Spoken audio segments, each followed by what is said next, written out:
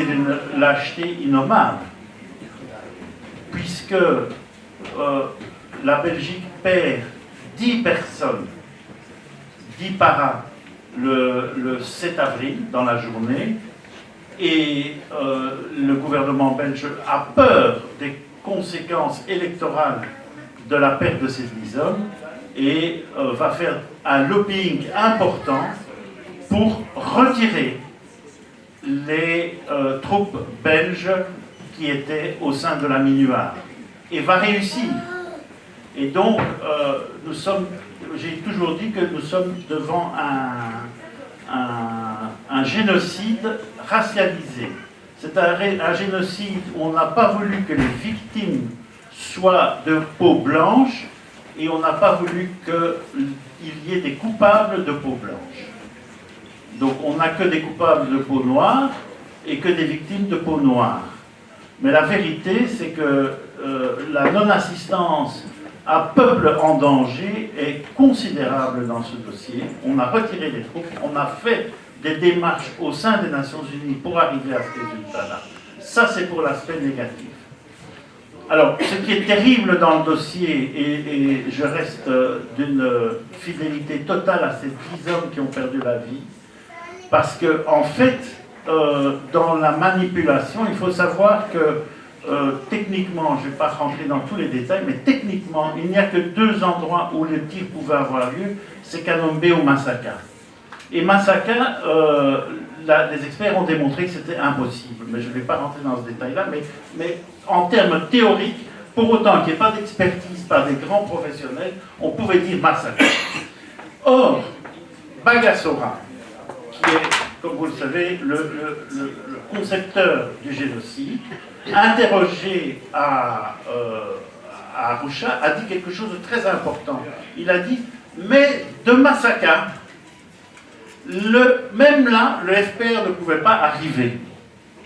Pourquoi? Parce que Masaka est un petit village, mais qui est pas loin du site protégé par la garde présidentielle, où il y avait un camp militaire phare, un camp d'entraînement des Interamwe, et où donc c'est infaisable d'aller installer un poste de commandement pour tirer.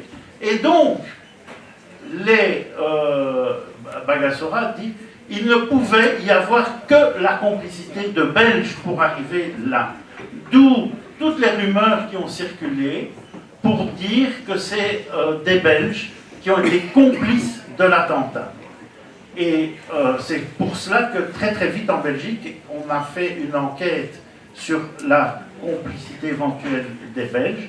On s'est rendu compte qu'il n'y avait rien. Le chef d'enquête, M. Artige, vous qui parlez de pression, a été mis sous pression incroyable, notamment par certains services en France pour se taire.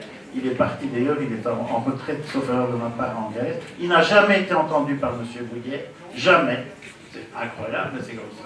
Et Bruguière, dans son rapport pour mettre en cause la responsabilité pénale de nos clients, Bruguière n'a pas dit un mot sur la complicité des Belges, alors que RTLM, la radio de la haine, dès le soir du 6 avril, diffusait déjà des informations concernant la responsabilité de la Belgique.